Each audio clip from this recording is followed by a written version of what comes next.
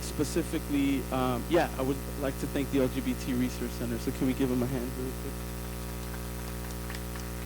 All right. So I would like to thank them for not just tonight's program, but all the other programming that comes out of the center. If you have a chance throughout the year, please check out some of the amazing things that they're putting on. Next week, the LGBT Center is helping to bring Dr. John Carlos, who was the bronze medalist at the 1968 Mexico City Summer Olympics. And he was an athlete who, along with Tommy Fist, their iconic image is part of sports history. As they stood on the platform when they were receiving their medal, they raised their fists in the air for social justice. They wore black gloves to symbolize resistance to racism. They wore no shoes to protest poverty in the black community. And John Carlos' hair to wear beads around his neck to protest the history of lynching that had become a part of the legacy of rebel athletes who were speaking out against injustice. So as we emerge from Martin Luther King Week, we are looking to sustain the spirit of resistance, the spirit of struggle, and the spirit of social justice. So I look forward to seeing all of you next week at the John Carlos event in this room, Thursday, February 2nd at 4 p.m. And for those of you who are here for class, it is also Lib 100 and US 201 approved. And like our speaker tonight, John Carlos, the world athlete who, after all, did lose his career after that sports moment. But John Carlos has spoken at several Occupy encampments around the country about his story. And he, like our speaker tonight, is also a participant of the Occupy Wall Street movement. As for tonight's event, the speaker will speak for about 40 minutes with plenty of time for questions, comments, concerns from the floor. So please, as you're listening to her, jot down any disagreements, agreements, comments, any thoughts that you would like to engage, because after all, we're hoping that this is a discussion. Our facilitator tonight will be Vince Panazzo. He will give you all the details about the discussion period after tonight's lecture. So at this point, I would like to ask that you please silence all your electronic devices and respect those around you. Now, taking us to our wonderful speaker tonight, I am incredibly excited because as a member of the lesbian, gay, bisexual, and transgender community here at Grand Valley's campus, and also a member of the International Socialist Club on campus, I have the privilege of introducing to you somebody who has had a profound impact on my life, both as an outspoken gay Latino youth and a political lefty on campus. So Sherry Wolf, her name is Sherry Wolf. She is the author of Sexuality and Socialism, History, Politics, and Theory of LGBT Liberation. She is an associate editor of the International Socialist Review. She is a member of the International Jewish Anti-Zionist Network. And she's been, aside from LGBT events, she's been speaking around the country around the Palestine and having solidarity with Palestine. She's been an outspoken critic of the Israeli state. Her writings have also appeared on The Nation, Counterpunch, Socialist Worker, and New Politics. She was on the executive committee for the LGBT National Equality March for Full Civil Rights in October 2009. And finally, Sherry is a native New Yorker and a participant in the Occupy Wall Street movement that has now gone global to thousands of cities across the world, including here in GR. So Sherry flew in from New York today to share her stories, analysis, experience, and some lessons that she learned as an occupier at the front lines of the Occupy Wall Street movement. So without further ado, Sherry Wolf. You have no idea what I'm going to say. You may hate it. Let me start. Does it sound okay, fellas?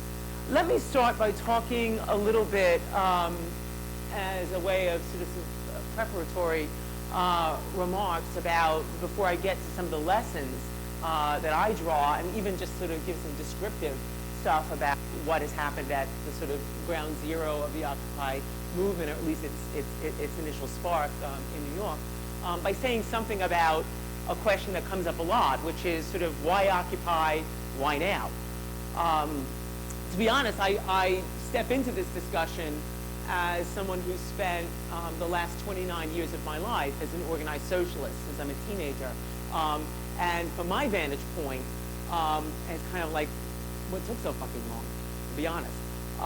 We have experienced 35 years of a sort of unending, barrage of attacks by the people at the top of society, whether you want to call it the 1%, the ruling class in Marxist terms, the boss class, parasites, whatever you want to call them.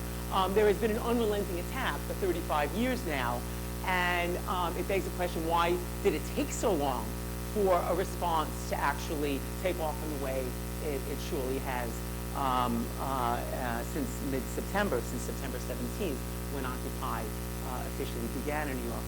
And I want to say a few things about that, because it is worth us digesting what the enormity of the moment and the background that led to this moment.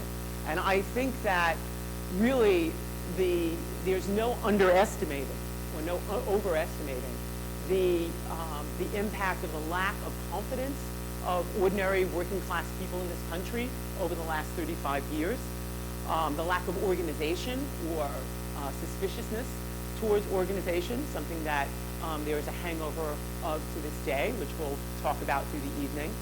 And I think one of the central features, from my vantage point as a socialist, to the sort of feeble responses or the very intermittent responses over the last 35 years to the sort of massive wholesale transfer of wealth from poor to rich in this country, has been a strategy, a worldview that has looked largely to the Democratic Party, electoral politics to resolve the crisis of, that is largely, I would argue, a crisis of capitalism, a crisis of the system that the Democratic Party is often known as the sort of second most enthusiastic capitalist party.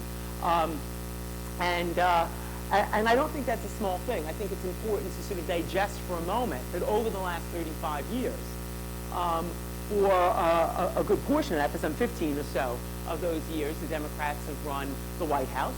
They have essentially been at the helm of the empire, if you will, for most of those years, because I'm dating it back to, I don't think it's historically accurate, by the way, to say that these attacks somehow began when Ronald Reagan took office in 1981. It begs the question, what the hell happened in the late 1970s under Jimmy Carter when deregulation truly took off, and wars of occupation and aid to the Taliban, all the rest of that, is dirty history. I know he comes off right now as a very genial old man in a cardigan sweater, the peanut farmer from Georgia, and if I had as much blood on my hands as he does, then I'd be building homes for the poor too, trying to clean up my image. But it really does date back to the mid-70s, and he of course comes to office out of the 1976 election, and he runs through pretty much to the current period. And the Democrats have run the White House for some 15 years of that, and run Congress for most of those years. In fact, in the late 70s, when Carter was president, as well as the first 2 years of Bill Clinton's administration in the early 90s, and of course, as you all know, the first couple of years of the Obama administration from 2008 to 2010, not only did the Democrats control the White House, but they also controlled Congress. So to say that they have been this sort of poor, beleaguered, marginalized party incapable of doing anything, whose hands have been tied by the other side, who were basically varying degrees of sociopaths, is simply not factually accurate. It's not a historical comment to make. You can say it, you just can't really actually prove it. So this is a common crisis, a common assault that has taken place, that has been waged, I would argue, in a rather bipartisan manner. If they agree on nothing else, it's that when profits are at stake, we take it out of the working class, out of the poor. And and they have agreed on that since the beginning of time, and have acted on that certainly over the last 35 years with a kind of particular vengeance through a sort of economic outlook, an economic plan most popularly known as neoliberalism, which essentially has meant the privatization of absolutely everything under the sun, of all public services, whether you're talking about education, certainly healthcare, absolutely the prison industrial complex. All of these things have been common assault by the two parties, the two dominant political parties in this country, and have led to not only a domestic crisis and a massive transfer of wealth from working class people to the wealthiest Americans in the top 1%, but has led to the sort of global crisis, because of course this sort of policy, once having been so successful from the vantage point of the ruling class in the United States, was then picked up and spread throughout the world. In fact, over all these decades, it was known popularly as the Washington Consensus. I remember I went to France in the mid-90s when there was an absolutely colossal mass strike by the transit workers. In 1995, it was an enormous eruption of black power. Many other workers, electrical workers, transit workers of various sorts, went out in solidarity with them. And I never forgot, I went there to cover it for Socialist Worker, and because I was determined to be better capable of butchering French than most of my comrades. And I remember this one electrician who, after talking to him for quite a while about the sort of contours of the strike, the political outlook, summed up what I thought was a pretty good way of putting it. He basically ended it, his comments to me back in 1995, as the French state was trying to push through privatization and two-tier wage structures and smashing of unions and gutting of the National Health Service and all the rest of that. He said to me, "You don't want to live like Americans." And I thought, well, I don't want to live like an American either. And it really has been the theme that spread throughout the globe.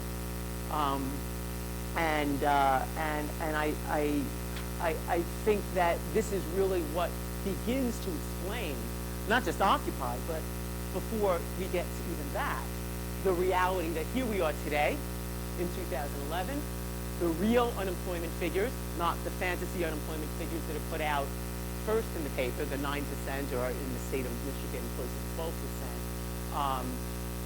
But they are in real terms. In other words, the people who have ceased to look for a job, the people who are no longer counted on the unemployment rolls because after they've collected unemployment for the 99 weeks, they're no longer eligible, to say nothing of the millions of workers who were never eligible for unemployment benefits in the first place. The genuine national unemployment figure today, as it stands, is 15.6%.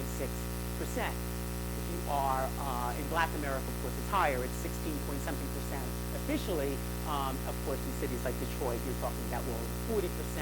Chicago, similar kinds of numbers. New York as well. And the youth unemployment is an absolutely staggering damn near 22% for people of your generation, the generation of the majority of the people in this room. And that is the legacy brought by neoliberalism. You privatize everything under the sun. You make profit the underlying reason for the delivering. I mean, healthcare, you could be delivering, you could be making widgets. It's of no consequence whatsoever to the people who own these outfits.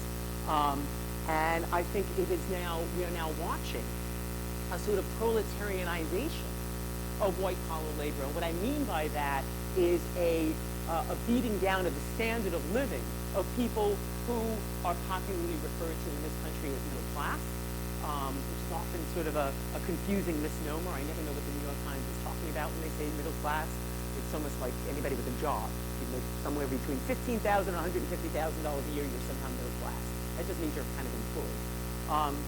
But in real terms, the sort of conditions of work for all sorts of levels of employment, whether it's in the healthcare system, if you're a nurse, or even a doctor who now has to be part of some sort of HMO or some sort of larger structure in order for them to be paid. by either Medicare or Medicaid or some sort of private insurance concern. If you are a teacher, certainly in the schools, I often think that if somebody was to land here in this country at this moment in time from Mars and read the front pages, and they read it, and read the front pages of the newspapers, they would think that this country is under assault by two great and mighty forces, teachers and Muslims. And if they ever get together, we're screwed. And yet, of course, what's happening is that the conditions of employment in one of the last bastions of unionism in this country, which is the public sector workforce, which is still 30-something% unionized as opposed to under 10% in the private sector, it's no wonder that teachers are being so demonized for basically, nobody becomes a teacher because they want to live, high on the hog. I don't know what teachers are making here in Grand Rapids, but in New York City, if they're making $45,000 or $50,000 a year, and the cheapest apartment, one-bedroom apartment you can find in the city of New York, certainly in Manhattan, the cheapest, and we're talking about a crappy place, where you open up the door to the bathroom and it hits the toilet, that's $1,500 a month, okay? If you're gonna live in a gay ghetto like Chelsea, you're talking about $3,000 a month. So earning 45, 50 grand a year in the city of New York is not, it is barely a living wage. You are not living high on the hog, whether you pay your rent in Brooklyn or Queens or what have you. And then of course you add to this sort of driving down of expectations, of living standards, of conditions of work, or the idea that is now pervasive, certainly among a generation just coming out of college or coming out of high school or of that age group, that if you're lucky enough to get a job, you certainly don't have any expectation of benefits. This is now a normal thing, that the idea that you would have health care benefits, that you would have sick pay, that you would have vacation pay, that you would have all the rest of that. This has now been driven out of people's even sense of expectation, which is tragic enough. I mean, forget about ever owning a home, a car, maybe, although it basically just means you're paying car payments to the dealer from now until the end of time. But all of these things have been part of a ruling class assault that both political parties have participated in, including one of the things that has come alongside, and that is, I would argue, integral to a ruling class offensive, a sort of one-sided class war that's been taking place over the last 35 years, has been the absolutely enormous escalation of the incarceration rates in this country. If you look at the statistics from like 1920 until about 1980, there were always somewhere under 300,000 people in the prison system in some way, shape, or form. Today, there are 7.2 million if you count not only the people who are in jail and prison, but on parole and on probation. I mean, it's just an absolutely astounding figure. And this expanded, didn't begin its expansion, or even accelerate to the degree that we know it in its current form. These sort of privatized prison systems in which what was union labor is now done for pennies an hour by people in prison, largely for having sold dope to somebody, not even violent. 70+% of the people behind bars are not even there for any violent reason. This is part and parcel of an assault from a ruling class that understands that they are creating conditions of immiseration and therefore also conditions of resistance and also conditions of antisocial behavior that they themselves, or the need to find some sort of alternative way of making a living, like dealing drugs or what have you. And so they have expanded the number of laws and, of course, beefed up the sentencing and all the rest of that. And no group of people in this country has paid the price greater, certainly, than Black Americans.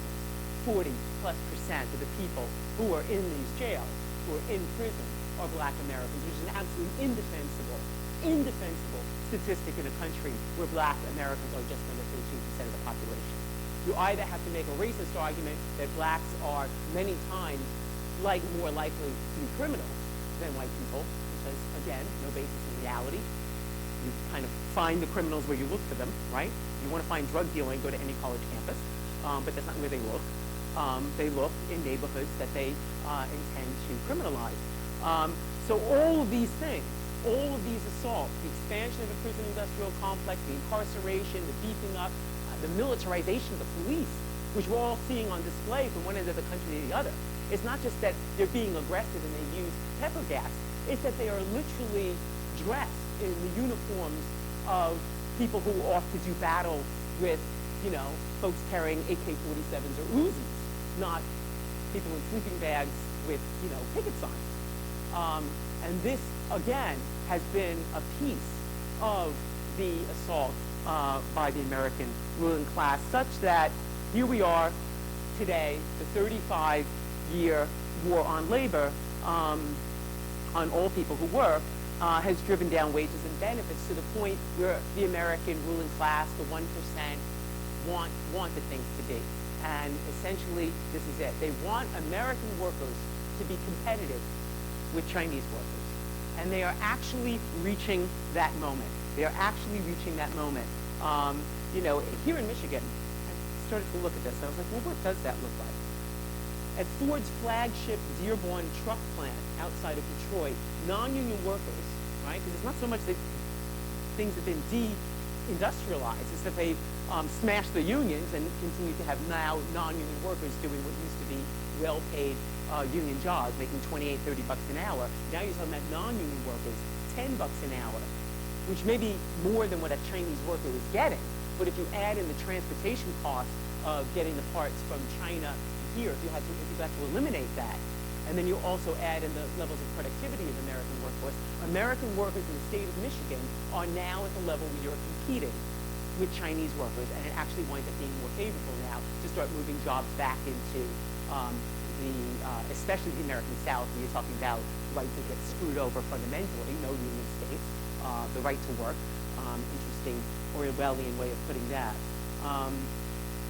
and on and on. And when people ask why in New York did things explode in the way that they did and continue to, I want to talk about that, the ongoing organizing of Occupy since the encampment.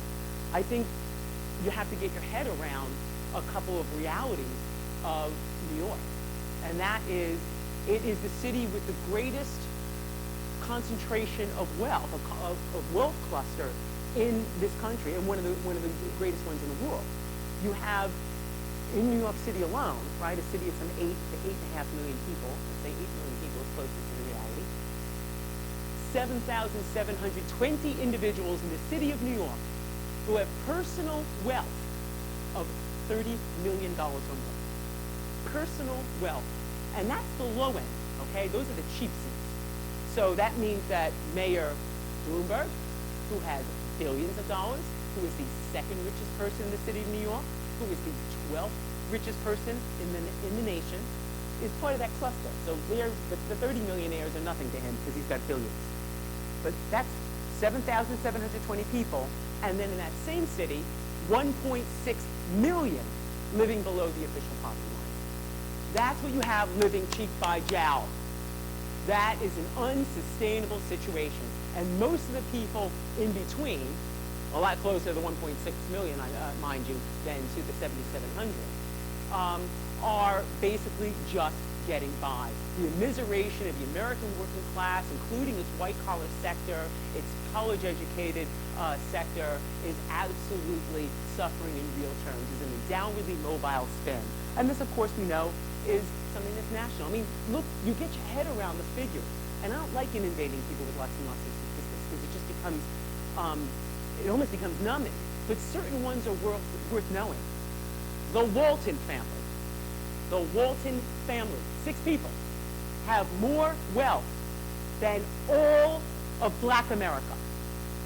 I'm including Oprah, who is a billionaire. 6 people who run Walmart have more wealth than 39 million Black Americans. That is fucked up. And that's America.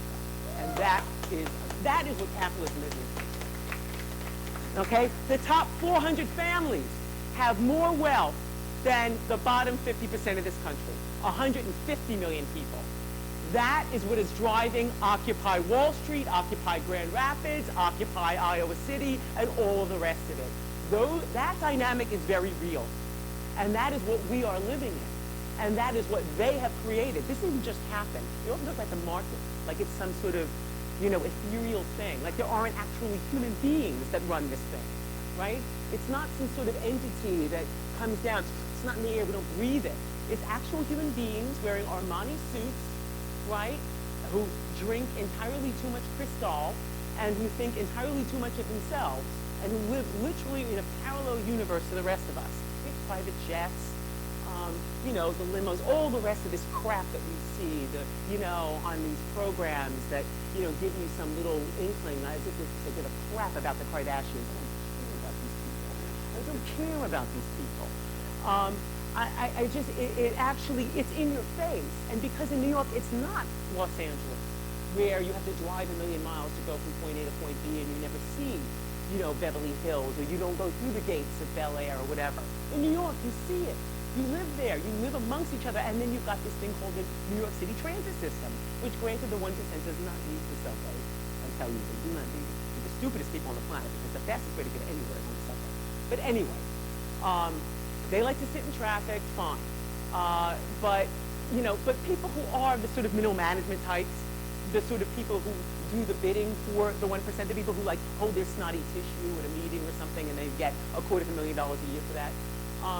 These people do. And you come cheek by jowl with them. You come into direct contact with people who pay $150 for a hamburger.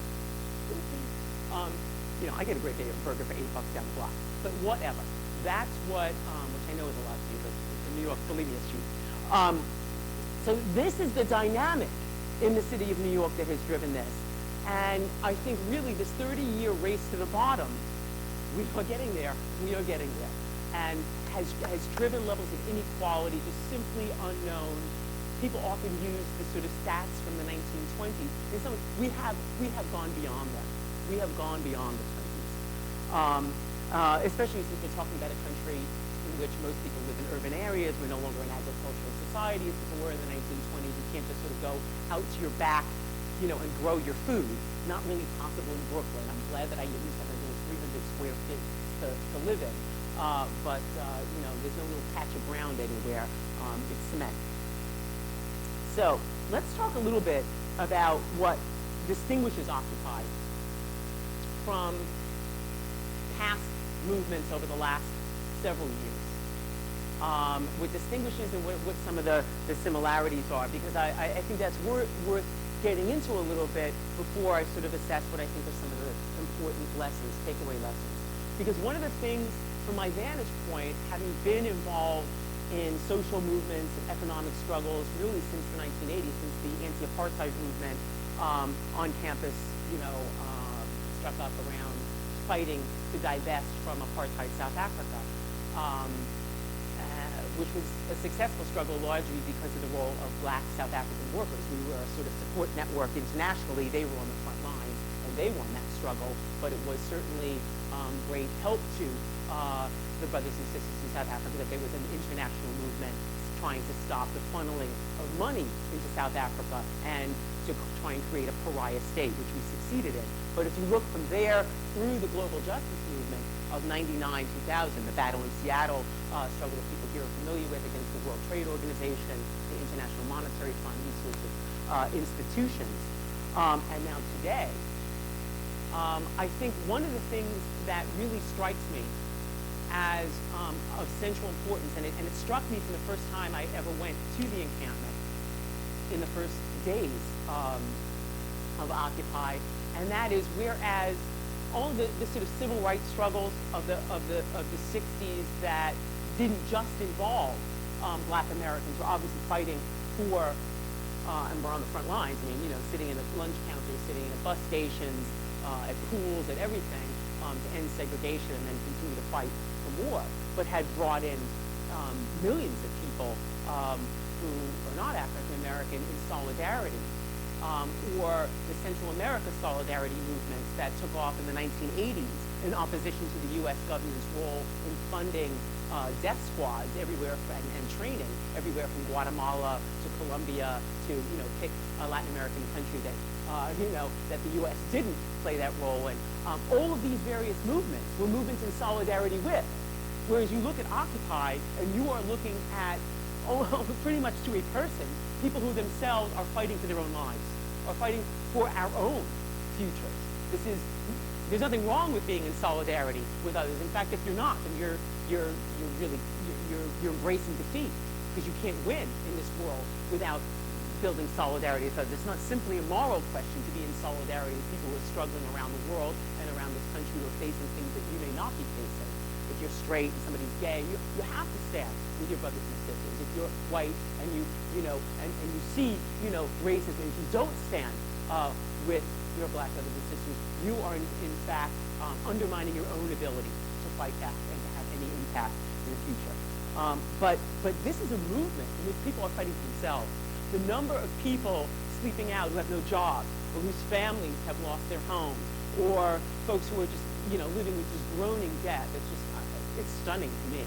It's absolutely stunning to me how much debt people have accumulated through no fault of their own. No fault of their own, because you buy into the notion, understandably so, that if you don't go to college, you can't get some kind of a decent job. It's not a fantasy. That's generally the way it's operated. You go off to college, you accumulate this enormous debt. I mean, even a public university like here, I'm told there's something like $20,000 a year, which is just astounding in and of itself. And then you come out, you're 22 years old, 25 years old, you've got $25,000, $30,000, $40,000 in debt. The average amount of debt, by the way, in the year 2010 for people of your generation is $25,000. I don't know, for some of you going, that's it? But that's who is in the square. That's who was there. I also think that it's inconceivable to have imagined this happening without the international context. I don't think it's simply a backdrop to Occupy. In fact, I feel that this is the first time in a couple of generations in which ordinary Americans, students, workers, unemployed, regular people, have sort of entered into in the world. We have entered the world. We have stood outside on the margins of what has been going on in the world for decades now. And for several years, there's been fightbacks going on throughout the world. And the United States has been largely quiet, with a few, obviously there are spurts and outbreaks and what have you, but nothing sustained and nothing massive and nothing really deep-rooted. And this has really changed all that. And I think that it would be inconceivable without what happened in Tunisia first and then Egypt, and really the movement of the squares from Greece, outside of the parliament, to Spain, where, to Chile, where you've had hundreds of thousands of students and workers marching together to try and fight privatization and fight for the cuts. Or in Greece, where an entire country is about to default. I don't even know what the hell that's going to look like. I don't even know what it means for a country to default. It will mean crushing poverty, crushing depression-era poverty. I don't even know why we keep calling this a recession. I keep calling it the not-so-great depression. Not the Great Depression, but it's not so great. Not so Great Depression. But it's like we have entered into an international dynamic here, and that is tremendously important. And I think the solidarity, the conscious levels of solidarity, even if when you saw the explosion in the immediate aftermath of Mubarak's fall a year ago, on February 11th, Scott Walker of Wisconsin makes this idiotic speech about he's going to go after the unions, he's going to gut union rights, collective bargaining are on the way out, blah, blah, blah. Within 3 days, you had people calling him, Hosni Walker, making clear, fight like an Egyptian. In this country, if you think about it, there's something sort of extraordinary about that. That after a decade of propagandization against Arabs, and against Muslims, of course, but against the Arab world, in which the government of both parties has enthusiastically embraced mass slaughter from Afghanistan to Iraq to Pakistan and elsewhere, where they have their unmanned drones in Sudan and Yemen, etc. To have people identify with the very victims, with the people who are on the receiving end of those bombs. That's an extraordinary ideological shift for people to have made. And I think that is something that has breathed a certain dynamism and fundamental class solidarity into the Occupy movement, without which I don't think we would have had the inspiration to actually go somewhere and stay. And even though the battle in Wisconsin has yet to really win, the fact that a Capitol building in a Midwestern city galvanized everyone's attention because people refused to leave, and teachers went out and resisted the law, went on strike, and got solidarity from doctors. They didn't go out officially on strike. They went on a sick letter, and then got sick notes from doctors who came, kind of interesting, firefighters who came and joined them, even some sections of the police, which is a little bizarre, because that doesn't usually happen. They're usually popping over the head. But that's another story. We'll discuss. So all of these things, this has created a narrative, a counter-narrative to the common experience of protest here. And in New York, it really has been people who are hit hard, who are the downwardly mobile, who would have been perceived as sort of middle class, many of them. And then, of course, people who never had a chance. People who were always at the bottom have also been a part of this movement. And I find some of the commentary from the sort of very snotty corporate press, like the New York Times or what have you, that wholesale dismisses the amount of participation by poor Americans in this. It's just, I mean, you kind of get quotes from who you talk to, but if they bother to actually talk to many of the people who've been down and out from the beginning, they would find that there have been very, very poor people involved in Occupy from the beginning as well. I want to talk a little bit about some of the lessons and spend the remainder of the time on that and what stands out. I think that we have this notion that Occupy will just be about the sort of our tenacity versus theirs. The longer we stay and the bigger we are, we will somehow outdo them. But if you actually look at what was successful in Egypt, in the revolution there, and of course they are facing themselves attempts at a counter-revolution by the military right now. So one of the things that we have learned is that in a battle, there's always going to be a back and forth. There's going to be a struggle back and forth, and it's not necessarily onward and upward to victory. It doesn't move in some linear direction. But if you look at what the Egyptian revolutionaries themselves have to say about what was decisive about their occupation, this is how they put it. In the last week of the uprising, a wave of mass strikes and demonstrations by workers in key sectors of the economy spread like wildfire, presenting both economic demands and the call for Mubarak's ouster. Suez, scene of some of the fiercest battles against the police on the Friday of Rage, led the way. On February 8th, 6,000 Suez Canal workers went on strike, joining textile workers and steel workers. Petroleum workers held protests the following day, demanding better pay and job security. Strikes spread rapidly throughout all the big cities and many smaller towns, drawing in transport workers, textile workers, civil servants, and health workers. By Thursday, February 10th, right, the day before he falls, the wave had spread from Alexandria in the north to Aswan in the south. Even the generals' own factories, where workers live under harsh military discipline, were alight with strikes. It goes on to basically even quote that even the New York Times could not ignore the dynamic and the central importance of the role of workers in Egypt to the fall of Mubarak. When the New York Times wrote, the labor unrest this week at textile mills, pharmaceutical plants, chemical industries, the Cairo airport, the transportation sector, and banks has emerged as one of the most powerful dynamics in a country navigating the military-led transition that followed an 18-day popular uprising and the end of Mr. Mubarak's 2 decades of rule. The role of the working class in all of these struggles, from Greece, where you've had numerous general strikes, and I don't mean just sort of rhetorically called general strikes as a way of talking about days of action, but actual shutting down of production, have been absolutely central in building a fight back. Similarly in Spain, because there is something unique to the role of people who produce the wealth in society, people who work. If you run the transportation systems, the communication systems, you teach the kids, you pick up the garbage, and all the other things that working class people do, you have a certain chokehold on the potential through your collective activity of actually shutting down production, costing the people at the top of society enormous amounts of money, and stopping the system and bringing the system to a halt, not just in some sort of rhetorical or momentary way, but in a very fundamental, very concrete, very real way, which then raises the question about how you're going to run it in your own interest and with different priorities. And that, I think, the role of labor, if you look at the central turning point moment so far, our movement is 4 months old. So it's like it's a little baby, okay? Hasn't even learned, not even learned how to crawl. We're just like, waking up and, opening our eyes and trying to figure out what's going on out there.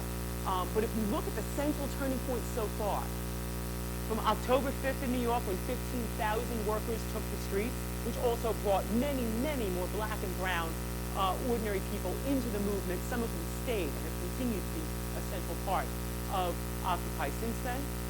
The defense of the square at 5 o'clock in the morning on October 14th, when Mayor Bloomberg said he was going to clean, suddenly he looked around the city of New York, a pristine city where you could eat off the ground. You just eat right off the back of a rat. And he found one dirty square, and he wanted to clean it up. So, like, as we are the people who already clean up everything in this town, which was another thing, I have to say, was one of the points of sort of like hilarity on the day when it was announced, because people were like, he wants us to clean. Half the people in there are like out of work, maintenance workers. They went and got their donations from the unions, and they went and scrubbed the square, every goddamn inch of that thing, which you could have actually eaten off the Good Party Square by the morning of October 14th. But what was stupendous, what was extraordinary, is not just that we took things into our own hands and cleaned the damn place ourselves, but that the union stepped in, the teachers' union, a number of them said, you could store your stuff in our offices up the way. People came in and helped. It was an enormous outpouring. But for the first time, the AFL-CIO, which in my opinion, the leadership of the union movement in this country is often, it is so tied to the tails of the Democratic Party as to render it immobile, paralyzed in the face of crisis. What are they going to do? They're going to raise more money to get another Democrat elected, in the face of absolute devastation all around them. But what they did this time, because there was so much pressure from among rank and file members of the union, is they sent out emails to hundreds of thousands of people. Get down to Zuccotti Square before dawn tomorrow and face off against the police. What? I mean, that's what we say. But that's what the union leadership was even calling for. They were forced by the momentum of Occupy itself, by the dynamism of the protest movement and how it had captured people's imagination and how it had captured people's outrage against class inequality, that they had to mobilize their membership to get down there before dawn, and people did. I got to my subway stop at about 4:45 in the morning in Brooklyn. There was, a bus worker who was off his shift. There was a photographer. There was a teacher, and there were a bunch of students and myself, a copy editor, and an advertising company. That's who showed up at the square by the thousands the next morning. And so cheers went up by 6 a.m. when they announced that the park is cleaning up and they won't bother us today. And then by the next day, 50 to 100,000 people took over Times Square. Working class New Yorkers, taking over. And then again, the union protest on November 17th of 30,000. The levels of solidarity with workers who, wrapped the fancy multi-million-dollar paintings at Sotheby's auction house, who are being locked out because a man who literally makes $60,000 a day, refuses to pay health care for workers making $40,000 a year. This is what Occupy has been, the dynamism of Occupy and the strength of Occupy. Its labor component and its orientation, not by all, but by many, to solidarize with labor struggles. I think that we also have to face some of the problems and some of the limitations of some of the strategies and tactics. The idea of no leaders. Let's talk about it. And we should continue this in the conversation. Never in the history of the world has there been a movement without leaders. Never. There's always a leader. There's always some leaders. It's usually the people who are there more, the people more vocal, people more confident. The question of leadership is not whether or not there's going to be leadership or there's not going to be leadership. It's whether or not it's elected and accountable or it's unelected and it's unaccountable. So it becomes a question of democracy as well as a question of how to take things forward effectively. If our movement begins to grapple with this reality that it needs to have some sort of elected structure, some committees of people who are accountable, not impermanent, not the Supreme Court, that they be in that position till the day they drop dead. No.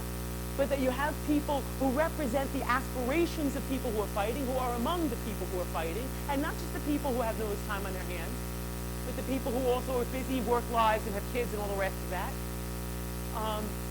who are able to participate actively and play a leading role. This is a criticism I have, and I think it's something that cannot continue to last in this form. And I know that I'm not the only one. In fact, there's likely to be a summit this spring in New York, there's a planning meeting coming up this week to sort of put one together, to bring together Occupy people to discuss direction for the movement. But having some kind of elected leadership, some kind of accountable leadership and structures is something we have to grapple with. I'm not saying, I even think we have to discuss, and in many places they already have discussed and done away with many of the working groups no longer operate by consensus, because it simply is not a very effective or even particularly democratic way of making decisions. A brilliant essay that you can look up online very easily by a woman by the name of Jo Freeman wrote a wonderful essay back in 1971 called The Tyranny of Structuralism. And, and she takes on a number of these questions. She actually takes it on as, from the vantage point of somebody who is a sort of self-proclaimed anarchist, talking about the way that the feminist movement at the time was operating and how the people with the most confidence, the most time, the highest education, who tended to be middle and upper middle class, were the ones who tended to dominate. When you have, who has 4 or 5 hours for a meeting? If you have a job the next day, you have to leave at some point. If you have kids, you have to go take care of your kids. You don't walk your dog. You got to do all these life things. You have to have a way of making a decision. You cannot allow 1 or 2 or 5 people in a room of 100 or 150 or 1,000 to stop everything in its tracks and prevent any kind of way of moving forward. It's an aspiration to get as wide agreement as possible. Of course, we'd all like to operate through getting everybody to agree, but you cannot possibly expect a living, breathing, active movement that is going to make change to have everybody agree about every decision. It's a recipe for paralysis, and it's one of the reasons why this has been jettisoned in some places, and I would argue needs to be jettisoned in many, many more. I believe that voting is a far more democratic and effective way of making decisions. I think another thing that we are seeing is the debate about demands, whether there should be any demands, whether there shouldn't be any demands. Occupy, in effect, does have demands. We can all scream about, oh, we have no demands. Well, of course we have demands. I mean, we do. I don't really quite understand or appreciate the logic behind saying that we don't have demands when it's patently obvious to anybody who walks into a meeting that we're for taxing the rich, that we're for health care for all. We can call it Medicare for all. We can call it single-payer universal health care. I don't care what you call it, but that's what we all want. Is there anybody involved in Occupy who doesn't? Who are you? What's wrong with you? There are all sorts of things. I'm not saying they all have to be demands that I am personally for, but there are some central demands that we can agree on. Not the least of which is an absolutely colossal, massive jobs program, and not this nonsensical, ridiculous thing that Obama's toyed with and knew it was never going to be passed anyway, this sort of American Jobs Act, which creates, jobs. And it's not about allocating genuine amounts of money in the way that when you save a bank, you put trillions of dollars toward it. Well, how come when it comes to saving ordinary Americans' jobs, you don't put trillions of dollars toward it? So I think that we can come up with all kinds of schemes. Taxing the rich by how much? I say 1960 level, which is 91%.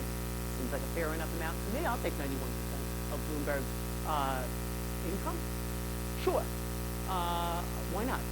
Why not? That used to happen. In the wonderful days of Mad Men, of Camelot, and all the rest of it, we had 91%. The earth did not come crashing to an end. What happened was we had lower levels of inequality in this country. It worked rather well, actually, for ordinary people. Although I would argue that there's all sorts of demands that we can make on the system, that we must make on the system. Frederick Douglass put it well. He said, power conceives nothing without a demand. It never has, and it never will. And it won't. We do have to make these demands. And in fact, the active working groups like Occupy the Department of Education, led by teachers and parents who are fighting closing schools, or the charterization. Charters are really a fancy word for saying bust the unions. And put public money into private hands. All of these things, those are concretely what they're fighting at these occupations of the Department of Education, of hundreds of working class people, black, brown, white, Asian, coming together to go and fight closings generally in the poorest neighborhoods in New York. There are demands, and I think we should make them much more, we should flesh them out and have a debate about what we want as a movement for a set of demands, but I don't believe it's sustainable or will be attractive in the long term for wider and wider numbers of working class people, so long as we sort of refuse to accept the fact that we all do have demands and we should actually codify them in some way and formalize them. Although I would argue, really, ultimately, it calls the entire system of capitalism into question, and you know, which is a good thing, that people are beginning to question, and especially people under the age of 30 who are now evenly split, according to the latest Pew poll, about what they feel about whether they're pro-capitalism or pro-socialism. And actually, it's the group with the greatest sort of excitement and interest in the ideas of society, not based on profit for the few, but actually on turning our energies towards sharing the wealth, if you will, which is essentially what socialism calls for. Now, the final thing I want to talk about before we open this up is a dynamic that is absolutely irrefutable from Tunisia, in which the revolution there is sparked off by the actions of a 26-year-old unemployed, college-educated street vendor, a fellow by the name of Mohamed Bouazizi, to Egypt, where the square was filled with 20-somethings and teenagers, to Occupy Wall Street and Occupy everywhere else, in which the catalyst for all of these things around the world, in Greece, Spain, Egypt, Tunisia, the United States, Chile, has been young people, youth. It's an extraordinary thing to me that people who have not been beaten down for 30 years, who have not been told no, who have not faced one wall after another, who essentially have not eaten shit for a lifetime, don't go into a battle thinking, I'm going to get crapped on, so I dare not take a chance. And so have brought a level of audacity, defiance, fearlessness that has been sorely lacking. It's been sorely lacking. And I think it's one of the things that is terrific. It doesn't mean that all you need is defiance and irreverence. You also need to have experience. I mean, there's something to be said for the vets of the movement as well, who know a thing or two and have a history and know what has worked in the past. But we also have to be aware that perhaps things that didn't work before might work now. That's one of the things that I have learned from this movement. That things that did not work 20 years ago may work today because there is a different context. Because the youth, you know, I do want to present the youth in 2011, a year that is being in some ways compared to 1968, the high point, a turning point, a struggle in modern American history, and not just modern American history, but in Prague, where people rose up against the Stalinist system, in Paris, in France in May '68, where 10 million workers went out on strike and out of what was initially a student initiative, a struggle at the Sorbonne, and on and on and on. And here, of course, the explosion of militancy in response to the Tet Offensive in Vietnam, where the U.S. government, you know, was basically clearly losing the war in Vietnam, and the students were no longer willing, and the young people in this country no longer willing to be cannon fodder for the U.S. empire off in Southeast Asia. It's often compared these 2 years. One central difference is that in 1968, capitalism was expanding. It was still a post-war boom. You could go from job to job. You could exist. You didn't have extraordinary levels of debt and all the rest of this. And it was also coming on the heels of years of mobilizing, especially the civil rights movement, led by Student Nonviolent Coordinating Committee and CORE, Martin Luther King, and then the rise of the Black Power movement by 1968. Furman mentioned, you know, John Carlos. I mean, that act alone in '68, when John Carlos stood up there with Tommy Smith and raised a black fist in defiance of everything that was hateful and disgusting and putrid about the American system. You know, he may have driven himself out of a career in track and field, but he became a civil rights icon to this day. You know, this galvanized people, but this came after years of organized resistance and years of lessons. We are now at the very beginning. So this is just the start of a new generation of rebellion. That is a multi-generational movement, of course, with a catalyst of youth and with a backbone of the working class. And so I think that we've only kind of just begun. And I want to lead into the discussion by saying this. We have to have a certain amount of patience and urgency. That these are not, they're often talked about as if they're opposites. We have to be patient with each other because we're all learning. We're all facing things that we have not encountered before. and we don't know how to do it, or we don't all have the same strengths or same weaknesses or same experiences, and we have to listen to each other and debate amongst each other and allow ourselves to shift our ideas in the course of changing experiences and changing arguments. But we also have to have an urgency, because we don't have fucking forever here. You know, this is real. As, I don't know, is this like an expression? Shit just got real, okay? Shit just got real.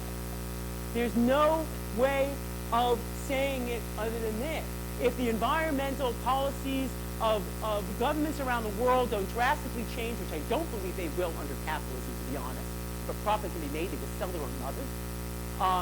You know, then we are going to pass a tipping point where we can have an impact. If we don't change the way healthcare is distributed or not distributed to ordinary people in this country, we are going to start seeing levels of social retrogression, and by that I mean dying in the age of 60-something and 50-something, especially if you're a poor American, as opposed to 75 and 80. We don't just move in one direction, where progress, you know, is sort of some sort of inevitable unfolding direction of humanity. Bullshit. We are moving backwards, and that's our common future. We have an enormous stake in what happens in this movement, and one of the things that I hope people have all learned, whether you've been directly a participant yet, and I hope people don't leave here without signing up to get involved in Occupy Grand Rapids, or if you're just sort of watching this and curious and sort of excited a little bit, is that what you do matters. We have now taken over homes and stopped foreclosures. We have stopped the closings of schools. We have stopped banks from adding on fees across the country. We have done all sorts of little and bigger things, and this is just a movement that is 4 months old. That's